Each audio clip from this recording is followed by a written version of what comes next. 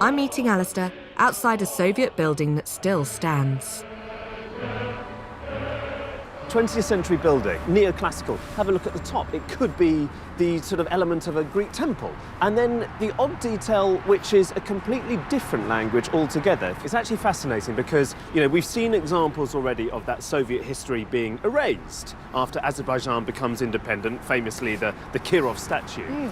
Here we've got something different. This is a building from the Soviet era that's been allowed to survive. And it's the former Lenin Museum. So at some point, 50s, this arrives, it's built, and inside it's devoted to Lenin's life and work. Suppose it's because you'd recognise this style anywhere in the world, whether you're in Washington or London. This is the architecture that decisions are made within, that people learn within. It has got all that grandeur to it. There's a clear message that a building like this projects. But not all Soviet buildings here are the same, as I'm beginning to notice. Among the often overbearing grandeur, there are touches of the eccentric and strange. We're going for a cup of tea at the Pearl Cafe, 2 minutes walk from the Lenin Museum, slap bang on the seafront. It's a Soviet-era building, but it was built in the late 60s, and it's great fun. A little holiday made of cast concrete, mosaic and pebbles, designed to tell you that you're having a lovely time. Ah, here comes the tea. The tea, we've got a cream tea, there's some jam. Oh my goodness. And are they scones? Not quite. Nice little snack there as well. And a lot of sugar. Yes. Thanks. Nina's Polish background means she's already familiar with different ways of doing tea. I turned to her for advice. Now, thanks very much. The bit I don't get, does the jam relate to the incredibly sweet baklava-like thing, or somehow does it relate to the tea? It relates to the tea. Now, I have found out a bit about what we're supposed to do. So there's two ways to do this. Obviously, you can see the tea, you don't have milk. You can have a lemon, In fact, I will so far quite standard, put some lemon in. Let's Want do a piece that. of lemon? Absolutely. And then you put some jam. Oh my Not gosh. in the tea? No, on the side like this. Go on, you've got to have a bit. OK, so let's get a couple of strawberries, yeah? Yeah, OK. Take a little bit of jam on your teaspoon. Hang on. Oh, gosh, I can't break it up. Mix it in? No, don't put it in the drink. Put it in your mouth. You put it in your mouth, right, And then fine. you strain the tea through it. OK? So you don't swallow? This is the idea, right? Jam in, sip. Kind of suck. All right. I mean, it's lovely jam. Oh, that's good. That is nice. It's quite sick. It is quite sickly. No, I like it. When you're allowed to swallow the strawberry, this is weird. It's a good combo. I like it. Anyway, I'm going to have a bit more. But this site is important too because while it could be used as a place for feasting, there's also something underneath that's quite interesting. So you can imagine the court all gathered together, music taking place in here, feasting, and a vibrant court full of men and women. And indeed, this particular area here is known as the milk well. Underneath is a well of water, and women would come here from the court, and they would go down a set of stairs that leads into a secret chamber underneath here.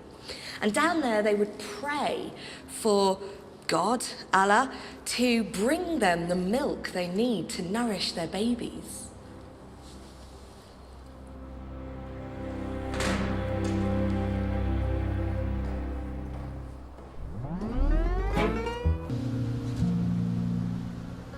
We're back in town. Before we go, we're heading for a performance of Azerbaijan's national folk music, Mugam. We're expecting fire here too. I've heard its spirit is captured in a line by a 16th century Azeri poet. May my miserable soul be lit by the fire of love.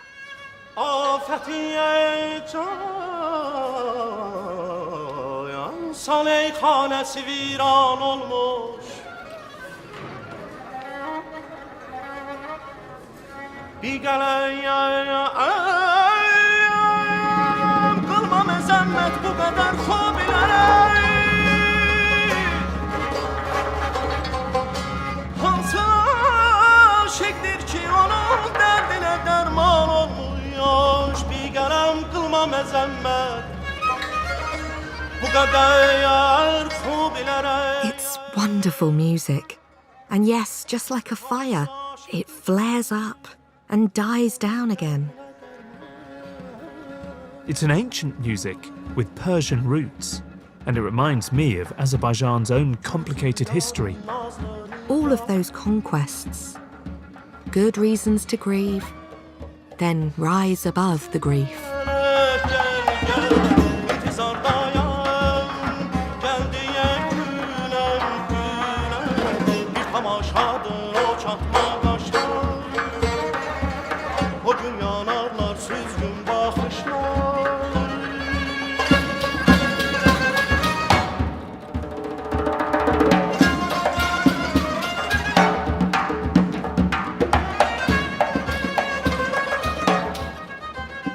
We have come out of a beautifully warm Mugam club. Can I say this is madness? Yeah. I don't know about you, but you know, this was, of all the places we've been to, the city I knew least about before coming. I think what's really struck me is that its location on the edge of the Caspian, looking north towards Russia, looking west towards Europe and Turkey, and then east towards the Islamic world, all of that has had an impact on the identity of Azerbaijan. You know, there's this sense of deep history that you've seen, the rock art, and then at the same time, it's all about now. You know, this is so much a country that's trying to project its prestige on the international stage at the moment. It's clearly a moment when the people ruling the country are keen to define that identity. And consequently, it's presenting this quite glossy, shiny, sleek, perhaps not wholly attractive facade to the rest of the world. And in a sense, I'm drawn more to places like this. Yeah. The old city, the wonderful Mugam tradition. And the dynamic is surprising in Mugam in the same way that Baku has surprised me.